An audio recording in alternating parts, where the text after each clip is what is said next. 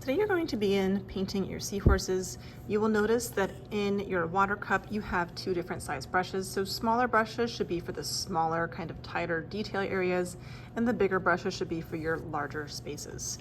These are kind of like watercolors, so in order to make them work, you do need water. So you want to make sure that you dance that brush on its tippy toes. The longer you dance, the brighter the color will be. Hold your paintbrush like a pencil on its rubber grip, and keep it up on its toes so you have good control of where that paint goes. If your brush sounds or looks very scratchy, then you probably need more water in your brush. Do your best not to paint over your Sharpie because this paint is not exactly translucent. It sometimes will cover up your Sharpie. So do your best to kind of stay inside your own lines. You can decide how you'd like to paint your seahorses in. They could be one solid color. You could blend colors together. It really is up to you.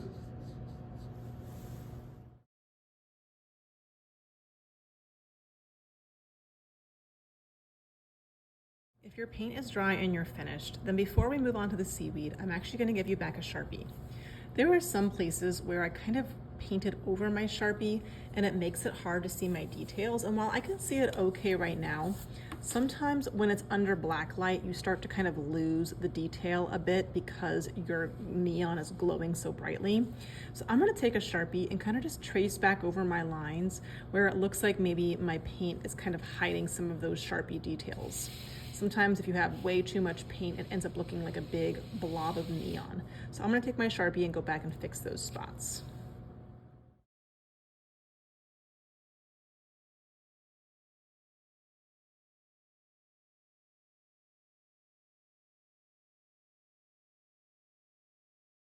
So now you can tell that this has a much kind of darker, bolder outline. And now under black light, it looks a lot more solid and you can really see all of my seahorse details. So in some of the areas, again, where kind of my paint went over my Sharpie, I'm just gonna go back and kind of clean some of those little areas up. Once all of your seahorses have been retraced, everything looks nice and bold and neat, then it is time for the seaweed. You wanna make sure that your paper is on a messy mat, and you need to make sure that you are working at the bottom of your paper. You are gonna create movement with your seaweed. So in order for this paint to move, it's got to be kind of sort of like a puddle on your paper. If it's too dry, it won't be moving. So you're gonna take a little bit of paint and you're gonna kind of put like a little puddle.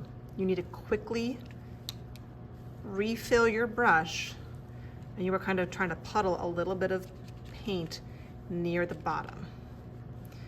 It's gotta be wet. So if it's not like a shiny puddle, then you're going to need more. I'm gonna go all the way across the bottom. I might make some parts like a little bit higher than others so it's not a perfectly straight line. And notice that I'm not brushing, I'm kind of dabbing. So I'm kind of getting a big goopy amount of paint and I'm kind of just plopping it onto my paper. Now for the first part, I'm gonna lift this up and I'm going to kind of tilt it so I can get some drips to kind of happen. So I am gonna hold it up and kind of try to shake it a little bit to get that paint to kind of move on its own. Once I have a little bit of movement happening, then I'm gonna use a straw to do a little bit more of kind of a blowing method. In order to make this move, you've got to do some really powerful kind of breath with your straw.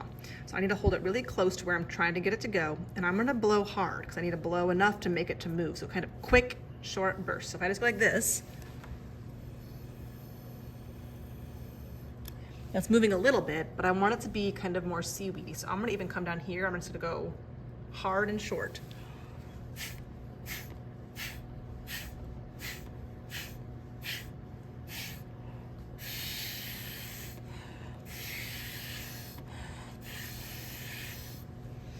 It might come over your seahorse, and that's what you want. It's like these seahorses are kind of hiding in these little seaweed or kind of tall grasses. You might need to take some breaks so you don't get lightheaded and dizzy. So if you feel like you're getting a little bit lightheaded, stop and kind of give yourself a break. But I'm gonna continue kind of blowing my straw, blowing the air through my straw to get some of these to kind of spread out in a more natural and kind of organic way. At some point you might feel like you're using your straw and not much is happening because the watercolor's kind of already spread down too far. So if I need to, I can take more and kind of plop it down at the bottom. If you really do want some at the top, try to make sure that you are kind of getting it into an area that already has the paint, so it can continue to kind of travel along those same little rivers of paint. But if you want to get a little bit more in there, then you just got to put some more paint on your paper. And then I'm just going to use my straw and keep on kind of blowing this up towards my seahorses.